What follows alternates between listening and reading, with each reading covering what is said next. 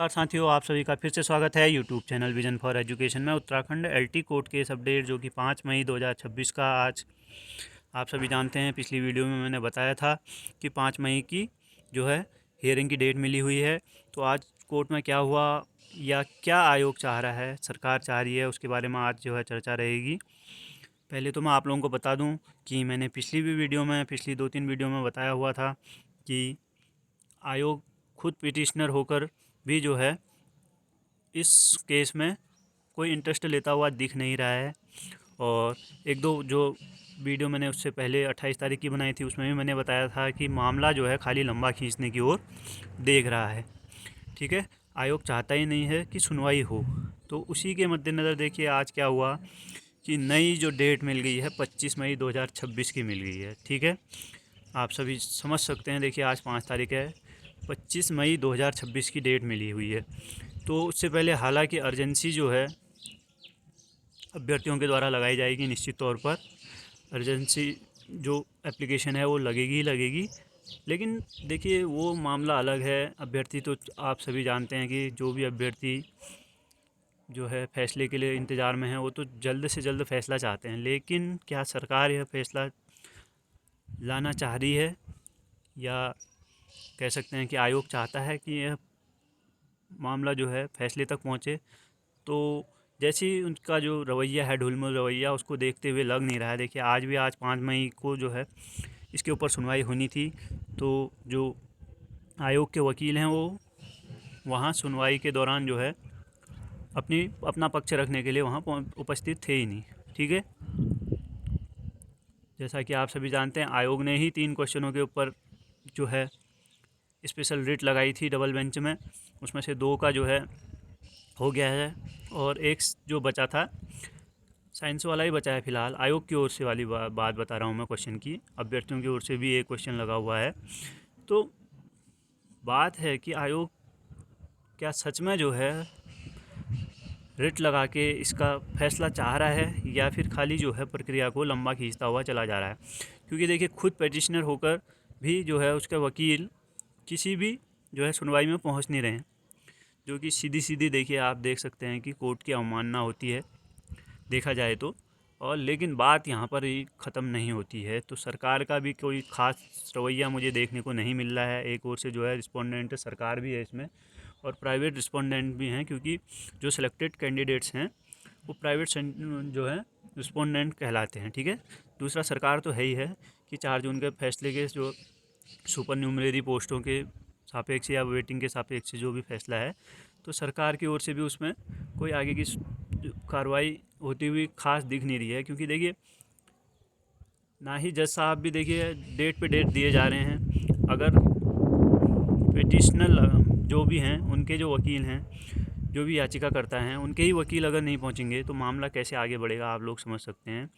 तो जज साहब भी जो है बार बार जो है डेट दिए जा रहे हैं, तो एक ठोस कार्रवाई कोई देखने को मिल नहीं रही है। देखिए याचिकाकर्ता अगर खुद ही अपने वकील नहीं प्रस्तुत करेंगे, या याचिकाकर्ताओं के वकील ही प्रस्तुत नहीं होंगे, तो मामला कैसे आगे बढ़ेगा, आप ही लोग समझ सकते हैं। तो इसमें आयोग का जो है आप तरीका समझ सकते हैं कि डेट जो है आगे लेने का है ये, और जो है केस को पेचीदा बनाए रखने का, आगे बढ़ाने का जो है इनका ये तरीका है। ठीक है, तो जज साहब भी अपनी ओर से जो है इसमें संज्ञान लेकर, देखिए माननीय मुख्य न्यायाधीश हैं इसमें हाई कोर्ट के, तो वो अपनी ओर से भी तो संज्ञान लेके ये कह सकते हैं कि अगर आप लोगों को फैसला चाहिए तो इतनी तारीख, जो भी कोई एक तारीख फिक्स कर दें और उसमें निश्चित तौर पे आपने उपस्थित रहना पड़ेगा, नहीं तो मैं अपना फैसला सुना दूंगा, ऐसा भी तो कह सकते हैं।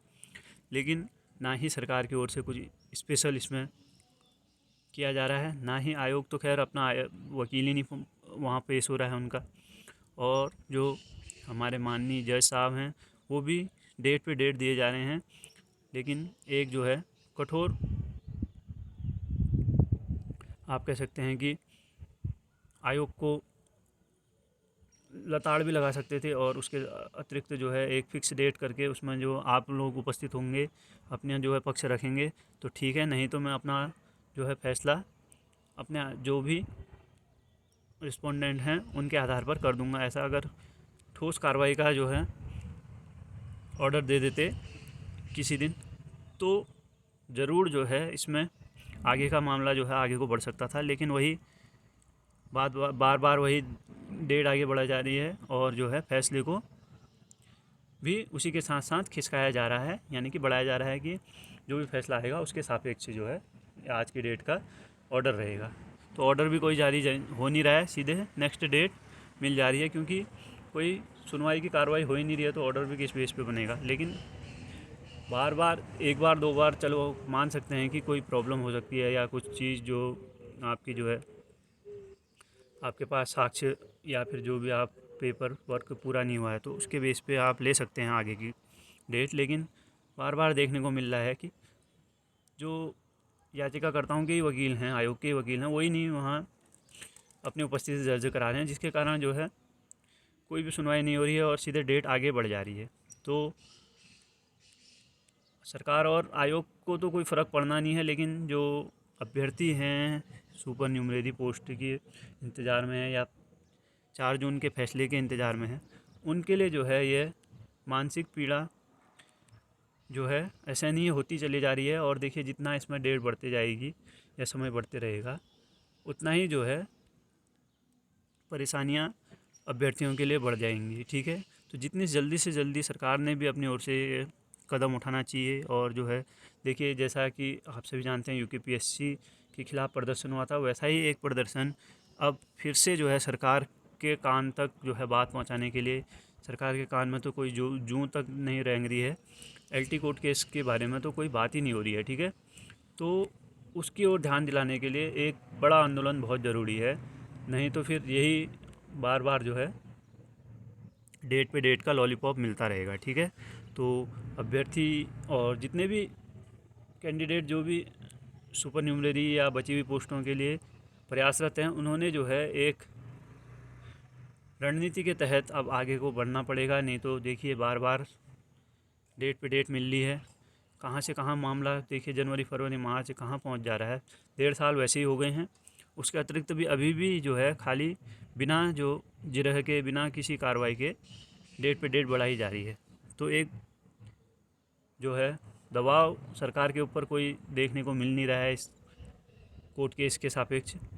जब तक सरकार की ओर से कोई रणनीति नहीं होगी तो आयोग तो भैया अपने हिसाब से चला ही रहा है केस को, वो आगे भी चलाता रहेगा। तो सभी ने एक होना पड़ेगा इसके लिए। आगे की अगर कोई रणनीति आती है या कोई कार्रवाई होती है या फिर कोई भी न्यूज़ निकल के आती है तो उसका भी वीडियो आप लोगों के लिए लाया जाएगा। तब तक चैनल पे बने रहिएगा। धन्यवाद।